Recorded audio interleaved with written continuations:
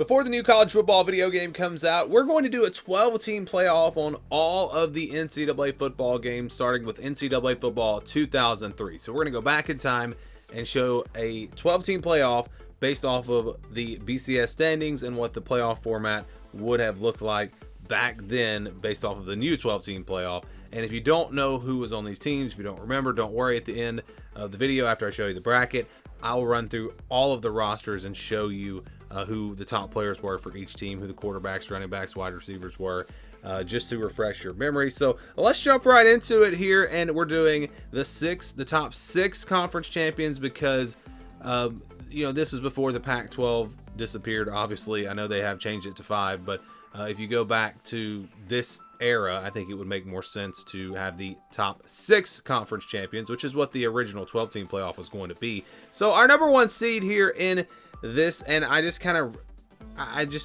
not exactly random, but as far as the bowl games, I picked games that were kind of close to the favored teams, if that makes sense, and just kind of split it up that way. So the number 1 seed was Miami. The Hurricanes were the number 1 team in the BCS standings, undefeated at 12-0, won the Big East Championship. So because they were a conference champion, they are eligible for one of those top 4 spots. The number 2 seed was Ohio State, 13-0, Big Ten champions, and again, conference champion. They get a top 4 seed, they get a bye.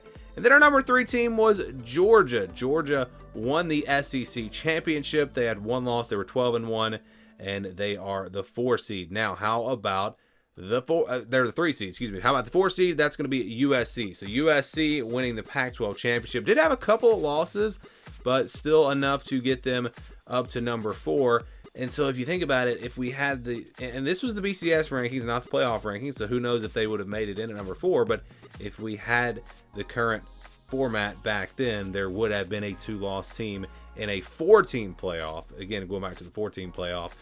Which could have been interesting, but yeah, USC at number 4. Now let's get to the rest of the field. All right, we'll start with number 5. Number 5 is Iowa. Iowa only lost 1 game, 1 loss for Iowa as they come in at number 5.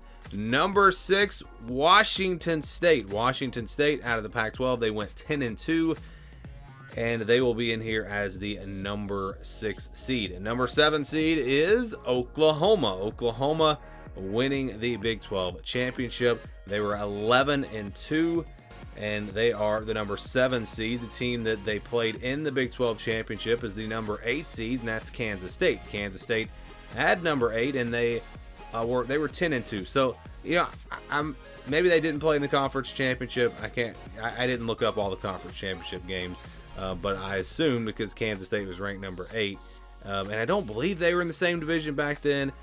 This was a long time ago. So I may be wrong about that. Anyways, I'm just going by the BCS standings here. But Oklahoma at 7, Kansas State at 8. All right, how about our number 9 team? Number 9 team was Notre Dame. Notre Dame went 10-2. And then this is going to be interesting. Number 10 team is Texas. So we've got the Red River rivalry in the first round of the 12-team playoff. They were 10-2. You have to wonder if there was a playoff committee. Would they have maybe tried to avoid that matchup? I don't know. That's going to be very interesting to see when we get the new 12-team playoff. Number 11 team is Michigan. Michigan makes it in at number 11 despite 3 losses. Michigan was 9-3.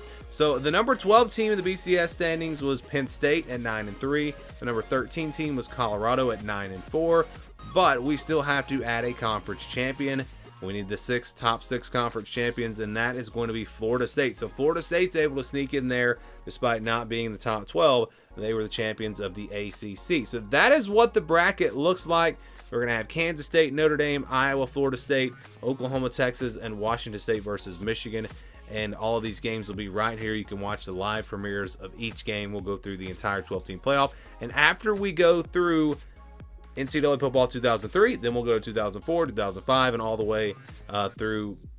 Probably after we get to NCAA Football 14, I'll probably do the updated rosters and actually go through and do the rest of the seasons all the way up to, of course, we did the 12-team playoff last year for last season already, so we won't do that one again, but every other year we will do.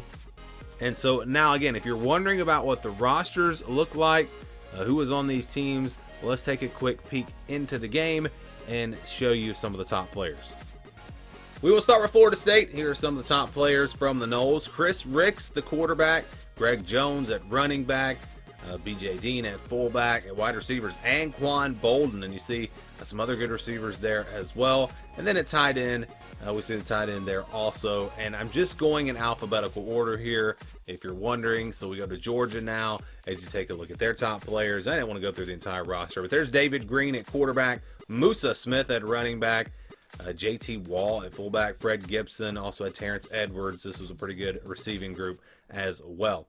All right, let's go to our next team. Our next team is going to be, and again, just going in alphabetical order here. It's going to be Iowa. Brad Banks, remember him at quarterback, only a 79. Eric Steinbach at, oh, excuse me, that's the offensive lineman there. At running back, Aaron Greving. And I don't remember a lot of these players. You know, back then I was pretty young, and my main focus was on the SEC. That's mostly all I watched back then.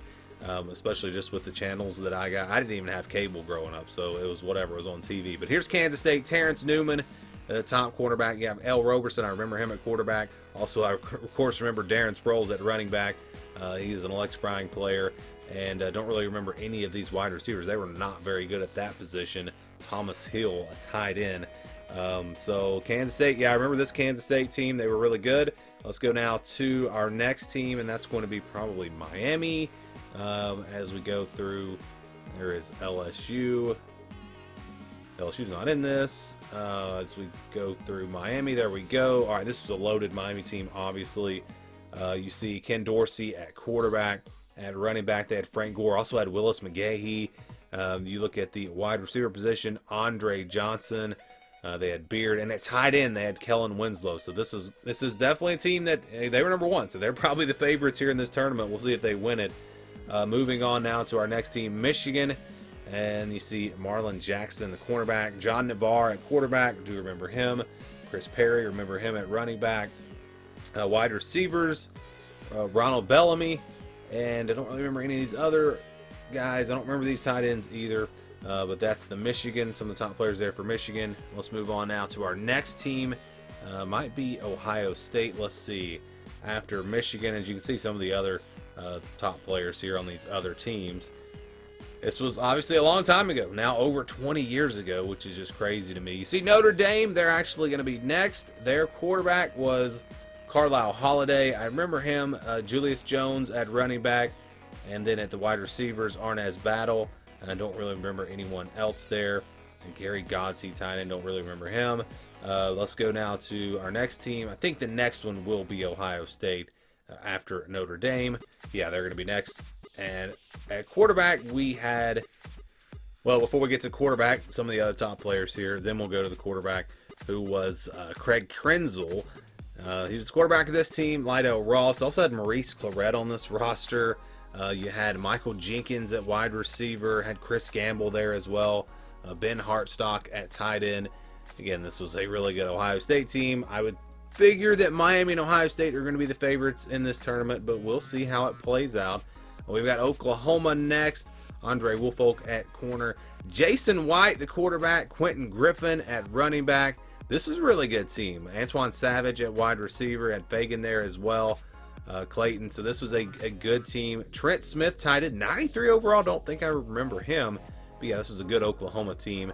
Let's move on to our next team. Again, you can see some of the top players from some of the other teams from this year. And I was surprised looking back at this year at some teams that did not make it into the 12-team playoff. Texas is next. Nathan Vasher at cornerback. Several teams with their top players being cornerbacks, which is interesting. Chris Sims was the quarterback. He was really good. Cedric Benson, I think we all remember him at running back. Let's see about the wide receivers. They had, Roy Williams, obviously a great wide receiver there for the Longhorns, and Bo Scape at tight end. This is a really good Texas team as well. I don't know. Miami, Ohio State talked about them being the favorites. I don't know. Somebody else might win this tournament. It's, again, of course, a video game, a simulation. You never know what you're going to get. Carson Palmer was the quarterback for USC. Of course, he was a really, really good player. Actually, let's go back to the top players. Troy Polamalu was their top player. Yes, I think we all remember him. Again, there's Carson Palmer at quarterback. Sultan McCullough at running back. remember him. I don't remember a ton about him. Kareem Kelly at wide receiver, had Colbert there as well. Dominique Byrd tied in. This is a good USC team. Like I said, this could be pretty wide open. There were some good teams this year, and of course, it would have been fun to get a 12-team playoff. Marcus Trufant, another cornerback as a top player. That is very interesting. Jason Gesser was the quarterback for Washington State. Jermaine Green at running back. This was a good Washington State team. Let's go to the wide receivers now. Mike Bush, he was really good. And then tied in Tim Burnett. So those are the teams. We'll see what happens